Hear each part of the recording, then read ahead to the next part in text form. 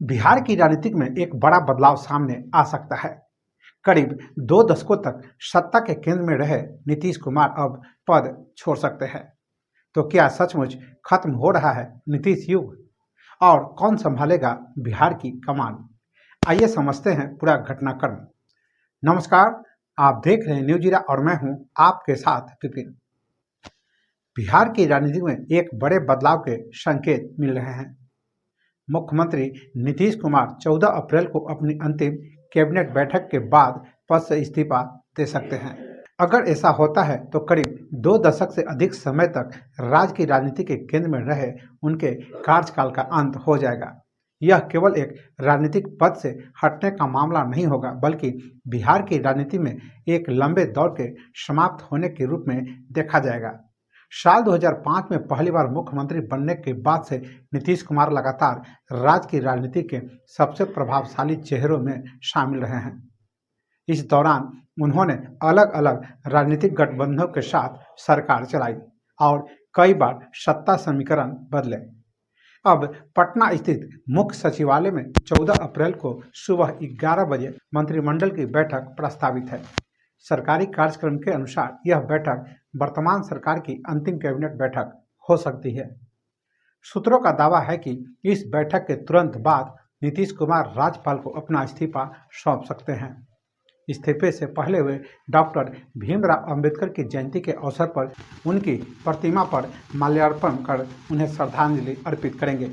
इसके बाद राजनीतिक घटनाक्रम तेजी से आगे बढ़ सकता है। सत्तारूढ़ गठबंधन एनडीए विधायक दल की बैठक बुला सकता है। इस बैठक में नए नेता का चयन किया जाएगा जो मुख्यमंत्री पद की जिम्मेदारी संभालेगा।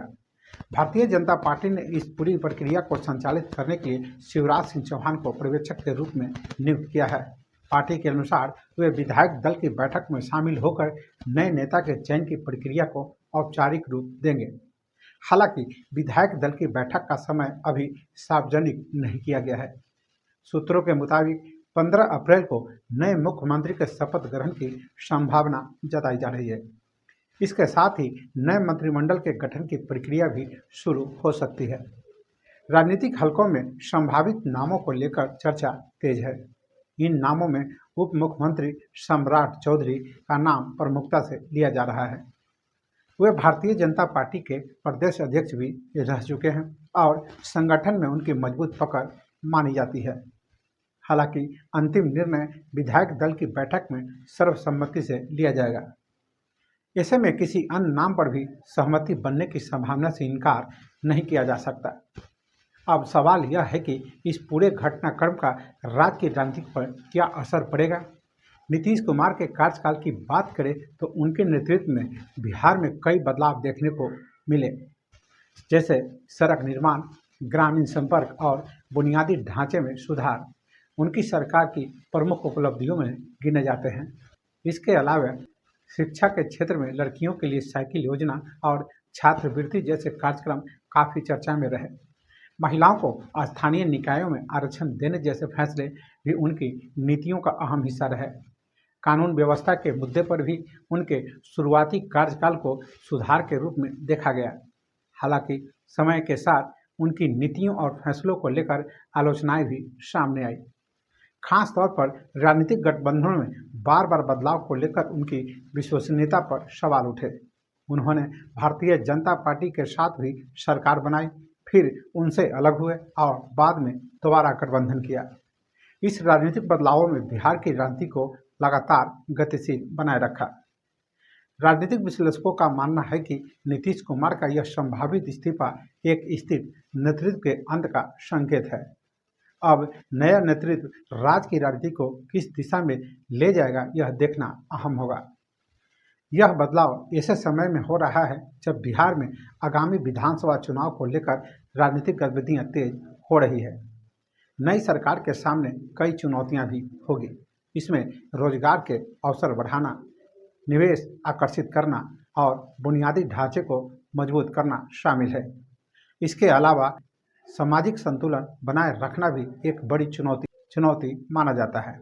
बिहार की राजनीति में जातीय समीकरण हमेशा से महत्वपूर्ण भूमिका निभाते रहे हैं। ऐसे में नए नेतृत्व को नए इन समीकरणों को साधने की चुनौती भी होगी। इसके साथ ही केंद्र और राज्य के संबंधों को लेकर भी नई सरकार की भूमिका महत्वपूर्ण होगी। यह देखना होगा कि नई सरकार केंद्र की नीतियों के साथ कितना तालमेल बैठा पाती है। करीब 20 साल बाद इस तरह का नेतृत्व परिवर्तन राज्य की राजनीति में एक महत्वपूर्ण मोड़ माना जा रहा है। जनता और राजनीतिक विश्लेषकों के बीच इस बदलाव को लेकर काफी उत्सुकता है। हाल के दिनों में उप मुख्यमंत्री सम्राट चौधरी और अन्य नेताओं के साथ हुई बैठकों ने यह संकेत दिया है कि सत्ता हस्तांतरण की प्रक्रिया अंतिम चरण में है। अब सबकी नजरें आने वाले दिनों पर टिकी है। क्या नया नेतृत्व राज्य को नई दिशा देगा? क्या विकास और शासन की प्राथमिकताएं बदलेगी? और क्या यह बदलाव राजनीतिक स्थिरता लाएगा या नए समीकरणों को जन्म देगा? इन सभी सवालों के जवाब आने वाले दिनों में धीरे धीरे सामने आएंगे। फिलहाल इतना तय माना जा रहा है कि बिहार की राजनीति एक नए दौर से बढ़ रही है और इस दौर में नेतृत्व, रणनीति और प्राथमिकताओं में बड़े बदलाव देखने को मिल सकते हैं। ऐसे में यह देखना दिलचस्प होगा कि नया मुख्यमंत्री राज्य की अपेक्षाओं पर किस तरह खरा उतरता है और क्या वह नीतीश कुमार के बाद उस राजनीतिक स्थान को भर पाता है जो पिछले 2 दशकों से लगातार उनके पास रहा है। तो फिलहाल इस खबर पर इतना ही। वीडियो को लाइक और शेयर करें, चैनल को सब्सक्राइब और फॉलो करें, साथ ही अपनी प्रतिक्रिया कमेंट बॉक्स में देना न भूलें। नमस्कार।